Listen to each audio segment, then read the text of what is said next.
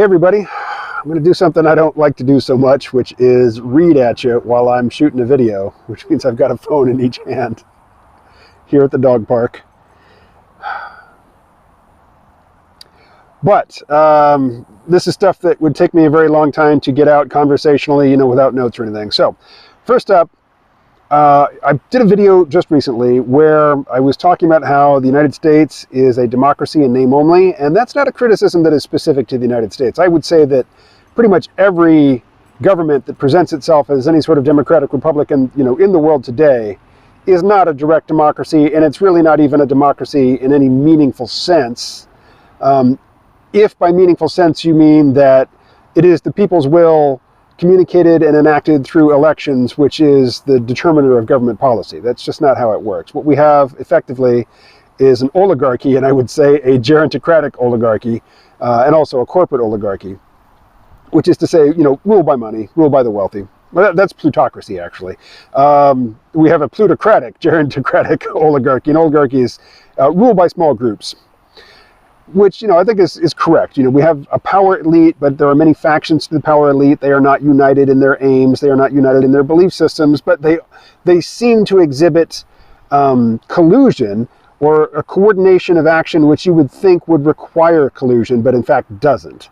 I would say that their actions are motivated by a shared interest in remaining among the power elite. They don't have to coordinate explicitly in order to get the benefits of coordination, because operating within the bounds of a complex adaptive system, which I would say our political economy is, you get emergent behaviors which are adaptive to the situation, to the environment, which perpetuate the system and make it, basically fit to continue existing given the current conditions.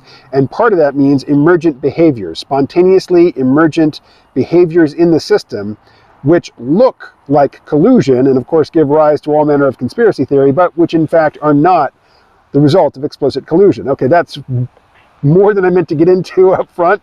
Let me do a little bit of reading. Actually, bottom line up front, before I go any further, the point I want to communicate most clearly is this. When I say that the United States and other supposed, nominal democracies are democracies in name only, I'm not criticizing them. I think that what we have is more stable and thus more beneficial than actual democracies would be. And now I'm going to read something from one of our so-called founding fathers, which expresses the beliefs of his class at that time, or at least his faction of his class, about the dangers of democracy. So John Adams wrote, "Remember, democracy never lasts long. It soon wastes, exhausts, and murders itself. There never was a democracy yet that did not commit suicide. It is vain to say that democracy is less vain, less proud, less selfish, less ambitious, or less avaricious than aristocracy or monarchy." And elsewhere, I'm not going to find the quote, but elsewhere, I think it's John Adams, he basically says, look, if you institute an actual democracy, poor people are going to vote to lay heavy taxes on the rich people, redistribute the money, and then everything's just going to fall apart. That would just be hell. That's a less sympathetic reading of, the criticisms of democracy. Basically, I put it down to this. An actual democracy would be rather like a communist or a Marxist revolution in which the existing system, which you have legitimate gripes with, but it works, it sustains itself. It sustains itself because it arose organically over time. Its behaviors emerge spontaneously out of the interactions of the many agents which together, acting independently, create the complex adaptive system, which sustains all manner of complex activity. That arose over time and adapted itself to changing situations. That's like an emergent creature. That's something that evolved in a particular environment and is therefore fit to continue existing in that environment. With a revolution, where you violently destroy the existing power structure and then you impose a new one, which you have thought up in your head in advance, you've got your manifesto, you've got your people who are all mouthing the slogans, they're all committed to the vision of the manifesto. If you try to impose that on reality, it'll fall apart. It just won't work. Or what you'll get is something which is itself emergent but is adapting to the fact that there has been a revolution, and there has been this fantasy-based, ideology imposed upon the reality of the situation. That's just another factor in the environment that the existing complex adaptive system responds to. And what you get in response to that sort of activity it tends to be tyranny. It tends to be a brutal, authoritarian, but also, very politically correct, which is to say very ideologically stringent control system. I say democracy is the same thing. People say, look, money is just an idea. We have lots of ideas. If money is just an idea, we can have a different idea, implement a different idea. Well, the existing system, yes, it is based on a lot of mental constructs. It employs a lot of mental constructs, but nobody selected the whole system in advance. Nobody thought the whole thing up in advance and said, hey, we're going to do it like this. And, from that moment on, it just worked the way things work now. No, the way things work now is an emergent system. The behaviors emerged out of a complex network of interacting agents in response to pressures from the environment. And, we get what we have, which involves a lot of abstract concepts. And we can think of different abstract concepts, but that doesn't mean that you can simply impose them on reality and have them work as well or as smoothly or for as long as the ones that emerged are working and, have been working and continue to work.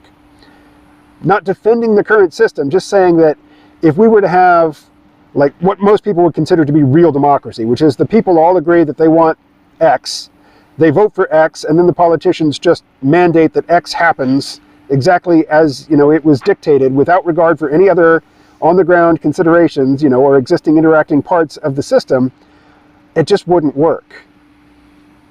What we would get would be the current, ongoing, pre-existing, organically arising, complex adaptive system adapting to that new reality of there's been a revolution, or the government is suddenly taking democracy seriously and trying to enact the will of the people, exactly as the people have ordained, even though, they're rendering judgments on highly technical subjects about which they know nothing.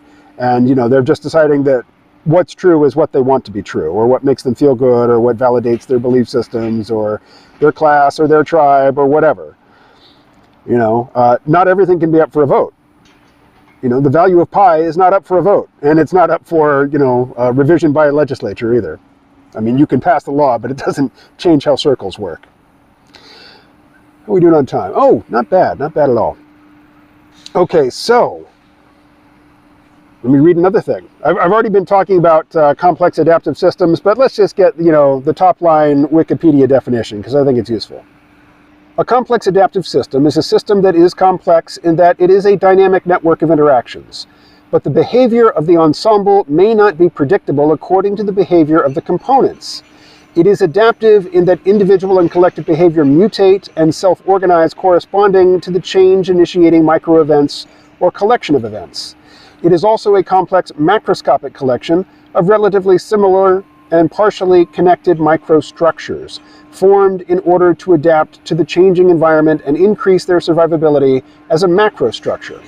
The complex adaptive system approach builds on replicator dynamics, which is to say it's mimetic.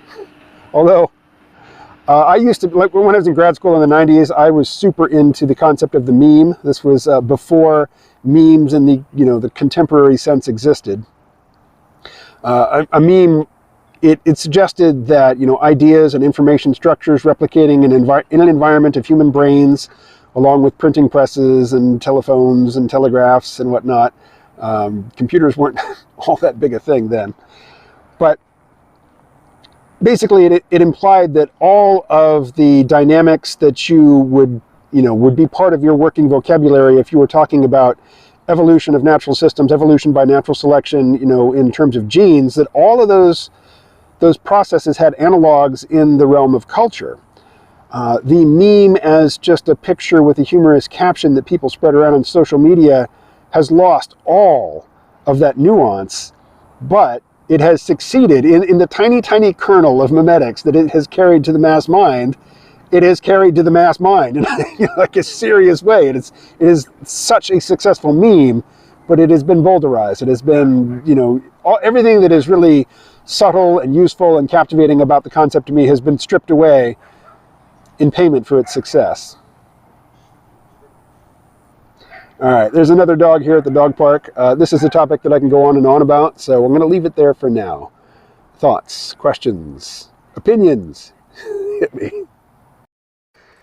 Just one little addendum I want to make. When I say that the United States is democracy in name only, it sounds like a cynical thing to say, and it sounds like I'm saying that the will of the people means nothing, and that the ritual participation, or the mass ritual that we all engage in, and more importantly, that we talk about and argue about, and get in big fights over for a couple of years before the ritual actually takes place. I'm not saying that all that is meaningless or that it has no effect. I think it does have an effect.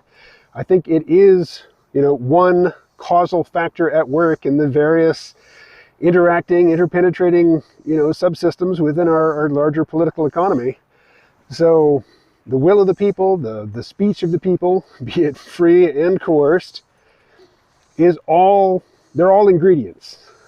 They all go into creating the thing, the product, which is our world, our society, our civilization, and just, our way of being and doing in the universe. All right.